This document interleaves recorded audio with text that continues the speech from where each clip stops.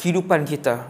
Jangan sampai kita terlibat dengan benda yang haram tiap-tiap hari macam yang saya sebut tadi ni. Sampai mengabaikan tanggungjawab dia sebagai ibu, sampai mengabaikan tanggungjawab dia sebagai isteri. Yang tu haram. Yang tu berdosa. Hati-hati. Berapa banyak hari ni. Begitu juga yang suami. Tak laksanakan tanggungjawab sebagai ayah, sebagai suami, bersih perbaiki apa-apa yang rosak dalam rumah, pergi cari nafkah untuk anak, untuk isteri. Tiap-tiap hari dia nak melepak, tak mau buat kerja apa. Malas mencari kerja, malas bekerja. Kan? Itu pun, itu mengundang dosa. Itu mengundang dosa. Mengundang dosa. Jadi tuan-tuan, cara kematian itu sangat penting. Nabi kata ada orang, hadis sahih, riwayat Imam Muslim, ada orang, yang ini bukan contoh, hidup dia penuh dengan kebaikan, sehinggalah jarak dia dengan syurga hanya beberapa meter saja. Meter ni saya terjemah supaya kita faham. Ada satu kumpulan manusia, umat Nabi Muhammad, hidup dia penuh dengan kebaikan, sehinggalah dia dengan syurga ni dekat sangat. Tiba-tiba akhir hidup dia buat satu dosa jahat. Dia tergelincir daripada jalan kebenaran. Kemudian dia mati. Dekat-dekat berapa bulan sebelum dia mati ni tuan-tuan. Berapa bulan sebelum mati dia berubah. Berubah jadi tinggal Allah, berubah jadi tinggal isteri, berubah jadi tak tinggal tanggungjawab kepada anak-anak, berubah jadi orang yang bermusuh dengan jiran-jiran, ataupun ada perubahan dalam hidup dia. Ada satu dosa yang dia duk buat, duk putus silaturahim ahli keluarga, sanak saudara dia 2-3 bulan sebelum dia mati. Bergaduh, berperang dengan adik-beradik saudara mara ni, dengan abang, dengan kakak. Ada tuan-tuan, ada. Dia tak semestinya minum arak berzina yang tu saja, tuan-tuan. Banyak dosa lain. Dekat dah dengan syurga dia tu, Nabi kata, "Thumma yakhtimullahu lahu 'amaluhu bi'amali ahlin nar." Kemudian Allah Subhanahu Wa Taala endingkan hidup dia dengan amalan ahli neraka, fa yadkhulun nar, dan dia jadi ahli neraka. Ya Allah, baikkanlah baikkanlah ya Allah kematian kami. Ada orang, Nabi kata, kehidupan dia penuh dengan dosa. Ada orang kehidupan dia penuh dengan dosa. Dekat-dekat nak mati ni tuan-tuan jangan bayang beberapa jam, boleh jadi tahun. Setahun, 2 tahun dekat dengan nak mati dia. Nabi kata hidup dia penuh dengan dosa. Tiba-tiba dapat hidayah Allah. Dia mula rasa nak kembali pada Allah, dia taubat, tinggal, minta maaf apa semua. Dulu tak pernah peduli dengan keluarga dia, akhirnya dia ambil peduli dengan keluarga dia. Kembali kepada keluarga dia, minta maaf, berbaik dengan ahli keluarga balik, semua saudara mara dia, dekat dengan nak mati. Alhamdulillah. Amalan menghubungkan silaturahim sesama saudara-saudara kandung kita terutamanya adalah amalan yang cukup besar. Dekat-dekat dengan nak mati, hubungan dia dengan semua adik-beradik dia jadi baik. Dengan bapa saudara, dengan mak saudara, sepupu, anak saudara dia semua jadi elok, jadi baik. Kemudian dia mati. Nabi kata Allah SWT mengakhirkan hidup dia dengan kebaikan, lalu dia jadi ahli syurga. Jadi tuan-tuan, ending penting.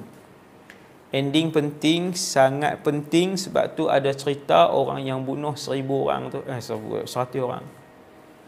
Bukan contoh, cerita benar. Zaman dahulu Nabi kata ada satu orang bunuh 100 orang.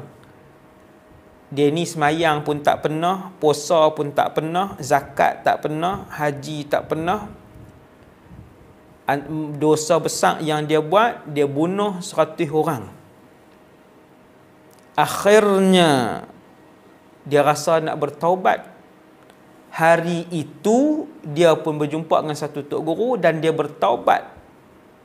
Dalam perjalanan kemas-kemas barang tadi, nak pi ke tempat mengaji, ke perkampungan yang salihah, yang ada bi'ah imaniyah, bi'ah salihah, baru siap barang. Hari taubat tu, hari bertaubat itu baru siap barang. Belum pernah sempat sujud kepada Allah, tak pernah puasa 1 jam pun, mati.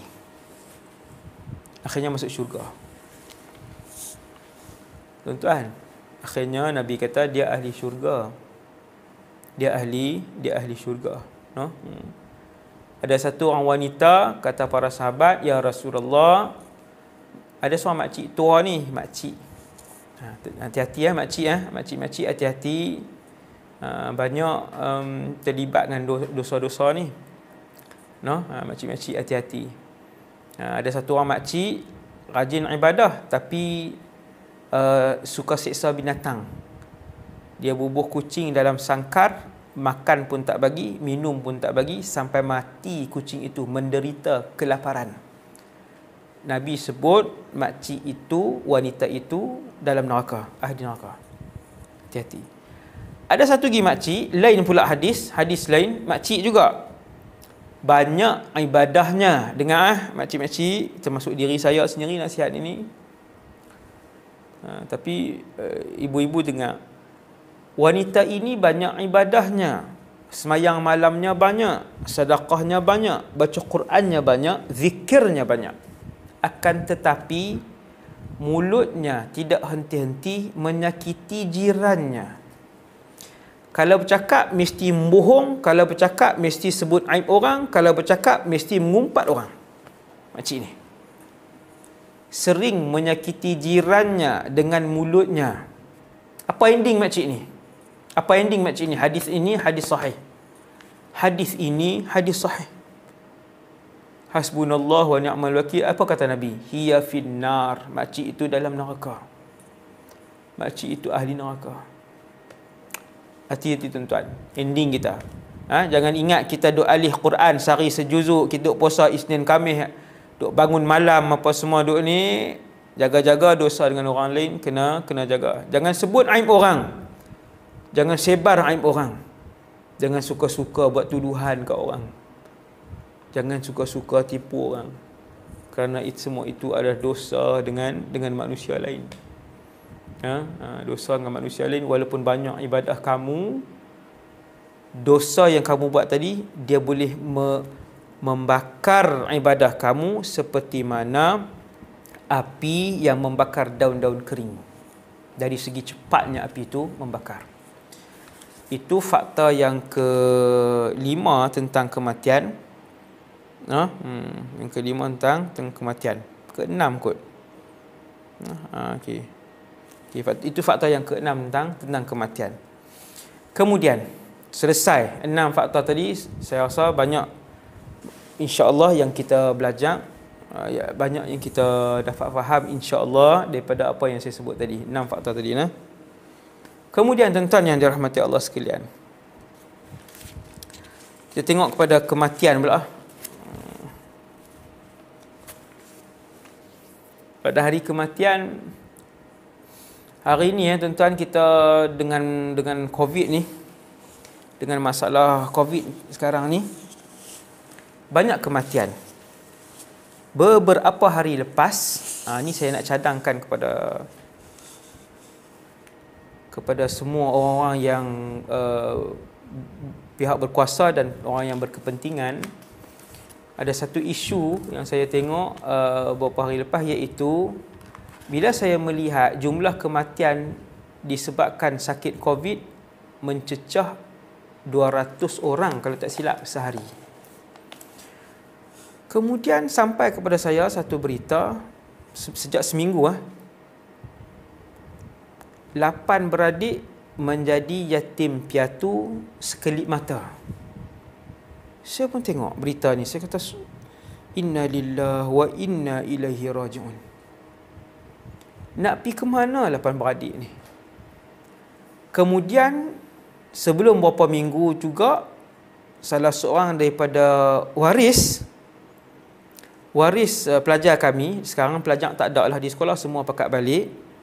Satu keluarga kena jangkitan COVID-19 positif, satu keluarga, mak ayah dengan 3 orang anak, seorang anak tak kena. Anak-anak semua tak ada simptom apa, semua sihat walafiat. Mak dengan ayah ni kritikal dan akhirnya meninggal ibu ni. Sangat muda, baru 40-an. Maka tinggallah 4 beradik. Alhamdulillah ada ayah, tempat untuk mereka menumpang kasih dan teduh. Tapi kehilangan ibu dalam usia yang kanak-kanak. Rupanya tuan-tuan, Allah nak tunjuk, kemudian satu persatu kes satu kes sampai kat saya, setiap hari sampai. Seolah-olahnya Allah nak beritahu, ketahuilah ramai di luar sana yang menjadi yatim ataupun yang yatim piatu. No? Yang ni saya harap tiap-tiap negeri, terutamanya negeri yang ada kematian yang tinggi, seperti lah ni Kuala Lumpur, wilayah Persekutuan dan juga Kedah. Kedah tempat yang kami duduk sekarang ni, no? Semoga Allah Taala selamatkan semua orang umat Islam, semua umat Nabi SAW. Sekarang ni kadar kematian tinggi. Sejak daripada minggu lepas sampai ke hari ini mesti akan sampai dekat saya berita tentang anak-anak yatim ni. Sampai berita. Kita kata ustaz, dah anak yatim hantar pergi rumah adik-beradik lah, saudara mara apa semua. Tuan-tuan sekalian, keadaan sekarang ini ialah saudara mara pun miskin. Saudara mara pun miskin. Pusat jagaan anak yatim kebanyakannya tutup. Pakat balik. Tak ada orang. Dan kemudian nak hantar ke rumah saudara mara pun susah sekarang ni. Tak ada kerja. Masya Allah. Yang ni kalau kita boleh tengok berapa jumlah kematian kan. Terutamanya negeri yang ramai lah. Bilangan yang yatim ni. Bilangan yang yatim. Mereka dalam kesusahan. Tak ada tempat untuk mereka pergi bertumpang teduh kasih. Dan juga makan. Untuk mengisi makan dan minum mereka. Tak ada. Jadi pakat-pakat usahalah untuk ambil ni. Anak-anak yatim ni. Macam mana cara dan sebagainya. Kemudian orang yang mati dalam keadaan husnul khatimah, hari kematian dia, manusia ni tuan-tuan, hari kematian dia kebanyakan kita, bukan kebanyakan lah, memang kita tak tahu macam mana kematian kita. Dan kebanyakan orang dia mati, dia bukan kebanyakan orang mati di atas motor, di dalam kenderaan. Bukan kebanyakan orang mati terbakar. Kebanyakan orang mati atas katil. Itu majoriti. Tuan-tuan tengoklah, majoriti mati begitu. Kan? Rahmatnya Allah Subhanahu Wa Taala. Sekurang-kurangnya orang yang nak mati ni dia boleh buat persiapan untuk menghadapi kematian. Dia tahu Allah Ta'ala bagi dia sakit. Ada yang kesakitan tu 17 tahun, 6 tahun, 4 tahun, 2 tahun, 4 bulan, sebulan. Ada yang seminggu. Ada yang beberapa jam sebelum kematian dia dah sakit, dia dah duduk di atas katil dalam keadaan nazak. Itu rahmat Allah. Kalau Allah buka rahsia kematian, satu orang kalau dia tahu bila dia nak mati, satu orang, tuan-tuan agak-agak apa dia akan buat sekarang ni? Jawapannya malam ni pun dia takkan makan nasi. Dia takkan boleh makan nasi. Keseluruhan tubuh badan dia akan seram sejuk. Menggeletar tubuh badan dia seandainya dia tahu lagi 2 bulan ajalnya akan datang menjemputnya kembali kepada Tuhannya. Rahmatnya kamu wahai Allah, rahmatnya Allah Subhanahu Wa Taala merahsiakan kematian. Sehingga orang yang esok nak mati, dia tak tahu lagi. Hari ni masih makan. Dia tak sakit, tetapi esok hari kematian dia. Pagi masih makan dengan lahapnya, tengah hari masih makan banyak, petang makan lagi, sehari malam sapa lagi. Masya Allah. Seandainya dia tahu bahawa esok adalah hari kematian dia, nescaya bertahun-tahun sebelum tarikh itu, dia sudah tidak lagi dapat menjamah makanan dengan kelazatan, nikmat lazat dan kenyang yang Allah bagi hari ni. Betul tuan, betul. Apa yang saya sebut ni. Kerana kita pernah tengok kawasan ataupun penjara yang ada yang pernah menempatkan banduan akhir. Banduan akhir ialah mereka-mereka yang dijatuhkan hukuman gantung mandatori ataupun hukuman gantung, dan mana mereka tahu bahawa kematian mereka kalau Islam pada hari Jumaat di antara jam 6 pagi hingga jam 7 pagi. Sehari sebelum kematian mereka akan diberikan pilihan untuk order makanan yang mereka nak makan. Allah. Dan makanan itu mestilah tidak melebihi sekian-sekian. Saya tak tahu sekarang ni berapa yang ditetapkan. Kalaulah makanan itu RM10 pun tuan-tuan nak order apa?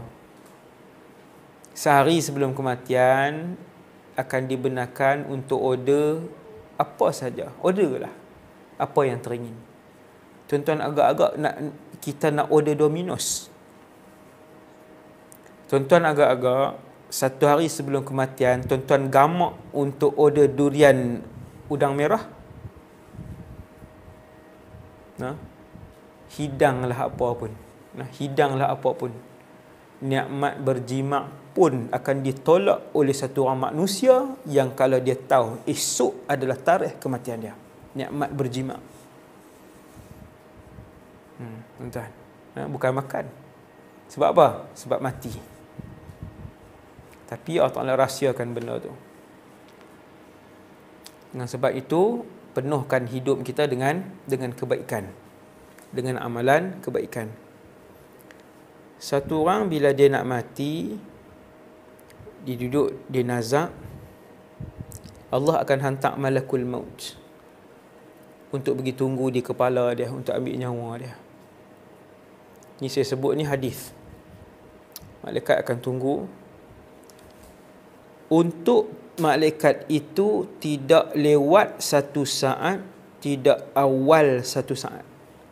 Tadi ustaz kata orang tak tahu bila dia nak mati, tu banduan akhir tahu bila dia nak mati. Dia hanya tahu hari dan jam di antara berapa ke jam berapa. Adapun minit ke berapa dan saat ke berapa dia tetap tidak tahu. Hanya Allah yang tahu. Saya dan tuan-tuan semua yang mendengar pada petang ni, hanya Allah yang tahu. Pada hari apa? Pada jam berapa? Pada minit ke berapa? Pada saat yang ke berapa saya dan kita semua akan diambil nyawa oleh Allah Subhanahu wa taala. Allahumma khtim lana bi husnil khatimah. Jadi kita ni pada hari kematian kita, malaikat akan duduk di kepala kita, namanya Malakul Maut ataupun Izrail. Malakul Maut, satu malaikat yang Allah cipta untuk mencabut nyawa. Berapa orang ustaz yang mahir mencabut nyawa? Satu. The only one yang reti mencabut nyawa. Malaikat Jibril pandai cabut nyawa? Tak pandai. Bunuh bukan cabut nyawa tuan. Kita bunuh orang, itu bukan cabut nyawa, itu bunuh. Kita pun tak tahu roh tu pergi mana. Selepas kita bunuh, kita tak tahu roh tu pergi mana, dan kita tak boleh pegang pun roh tu. Yang kata cabut nyawa ni, dia boleh pergi ambil roh tu, tak di tangan dia. Itu cabut nyawa. Yang ni Jibril tak boleh buat, malaikat Malik tak boleh buat, Munkar Nakir tak boleh buat, malaikat Israfil tak boleh buat. Kemahiran dan kepakaran cabut nyawa, pegang duduk di tangan, tarik daripada tubuh seseorang tu hanya boleh dilakukan, mampu dilakukan oleh Malakul Maut seorang saja. Ajaib, ajaib. Masya Allah, Masya Allah. Bismillah, Masya Allah. Bila dia mai, orang tu pukul 3.24 petang, nyawa dia 3.24 petang, 24 pada saat yang ke-17. 3.24 petang pada saat yang ke-17. bila tepat 3:24 petang saat yang ke-17 pada hari sekian tarikh sekian, malaikat terus ambil.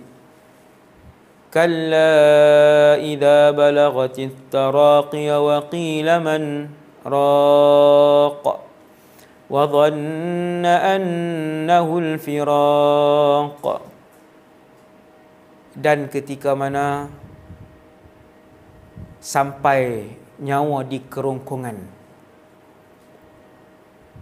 lalu ada yang bertanya, siapa yang akan menyembuhkan?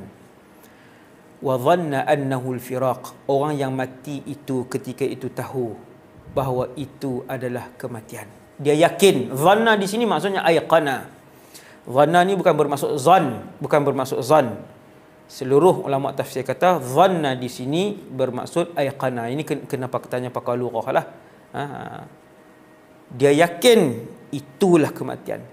Tuan-tuan tahu kenapa seseorang tu akan yakin bahawa itu kematian? Jawapannya kerana sakit mati tak pernah dirasakan oleh mana-mana makhluk atas muka bumi ni. Dia kanser tahap 4 ke, dia bersalin dengan yang teramat sakit ke, dia ada migraine tahap 4 ke, dia sakit apa pun yang tahap berapa, tahap terakhir, tidak ada yang dapat menandingi sakit mati. Sebab itu apabila kita dicabut nyawa kita, pada saat, minit dan waktu nyawa kita dicabut itu, kita akan tahu, inilah mati. Sebab apa? Sebab seumur hidup kita, orang-orang yang bernyawa ni tak pernah merasakan seperti mana sakitnya mati. Maka mereka tahu itu adalah kematian. Hasbunallah wa ni'mal wakil. Hasbunallah wa ni'mal wakil. Allahumma hawwin alaina fi sakaratil maut. Wahai Allah, ringankanlah kepada kami ketika kami sakarat nanti. Bila orang ni nazak, tuan-tuan, saya nak cadangkan kepada diri saya dan kita semua, kalau ada orang nazak, kita pergi tunggu. Ambil i'tibar, terutamanya kalau yang nazak itu ibu kita atau ayah kita atau adik-beradik kita. Ambil i'tibar, dan yang kedua, bantu dia.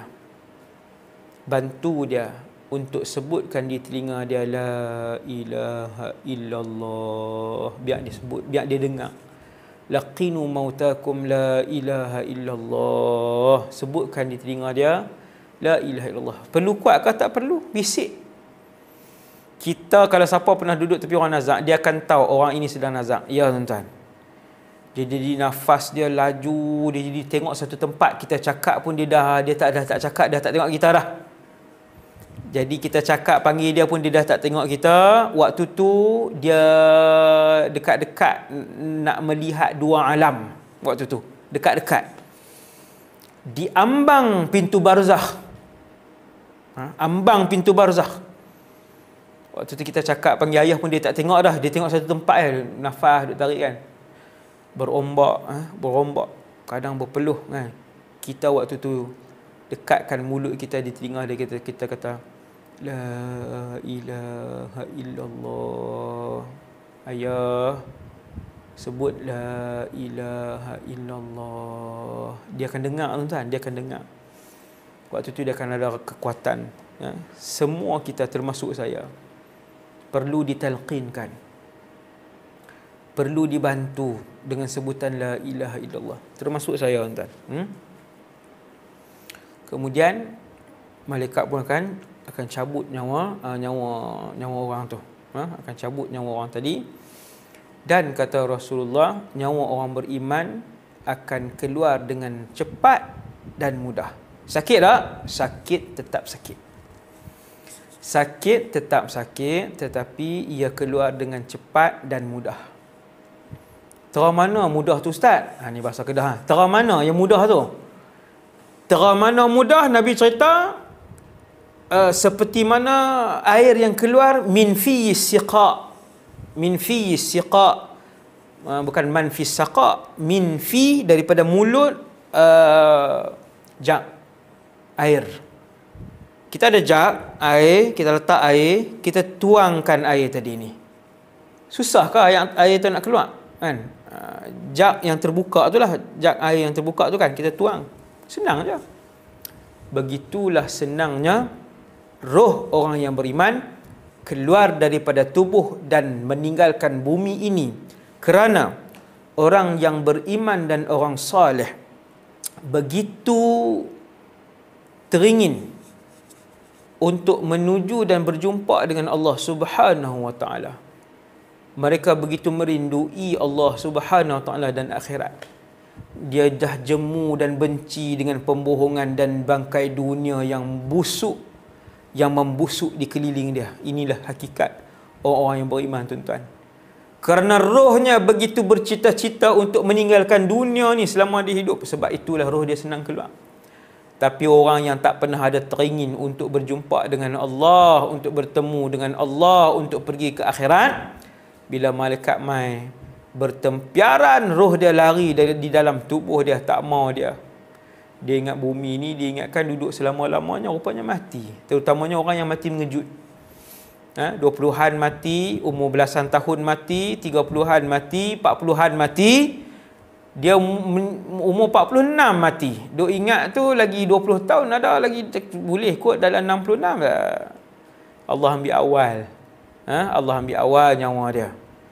Baru 46 Allah dah ambil. Baru 29 Allah dah ambil. Saya tak tuju kat siapa-siapa. Perkataan ni keluar macam tu je. Umur 24 Allah dah ambil. Dia begitu terkejut dia bahawasanya rupa-rupanya ada alam lain yang aku nak pergi ni. Sebab tu dia tak mau. Dia tak mau bila datang malaikat maut untuk ambil nyawa dia. Untuk ambil nyawa dia. Jadi semoga saya rasa sekadar tu dulu ceramah. Wallahu alam lah ceramah saya ni bersama dengan tuan-tuan. Semoga kita dapat manfaat. Semoga semua umat Nabi Muhammad dapat manfaat daripada apa yang saya sampaikan. Sallallahu alaihi wasallam Muhammad wa ala alihi wa sahbihi wasallam. Assalamualaikum warahmatullahi wabarakatuh.